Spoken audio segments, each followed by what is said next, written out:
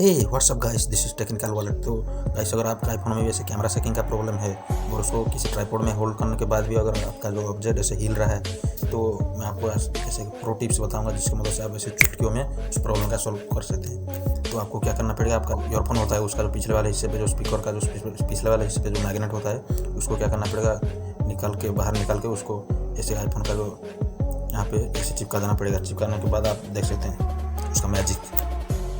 तो ये बिफोर वाले सेक्शन में आप देख लीजिए और आफ्टर वाले सेक्शन में देख लीजिए कितना स्टेबलाइज हो गया है। तो चलो, इस प्रॉब्लम का सॉल्यूशन 1 मिनट में हो गया है। तो गाइस यहाँ पे तो गाइस मैं आपको यहाँ पे एक वार्निंग देना चाहूँगा कि आप इस ट्रिक का यूज़ करने से पहले आपका जो ईयरफोन का स्पीकर जो मैग्नेट होता है छोटा वाला, उसको सिर्फ यूज़ कीजिए। आपका जो बड़ा स्पीकर वाला मैग्नेट यहाँ पे यूज़ नहीं कीजिए, इसके यूज़ करने से आपका प्रॉब्लम हो सकता है। तो ऐसे नॉलेजेबल कंटेंट के लिए हमारे चैनल को सब्सक्राइब कीजिए और इस वीडियो को शेयर कीजिए। Thank you guys.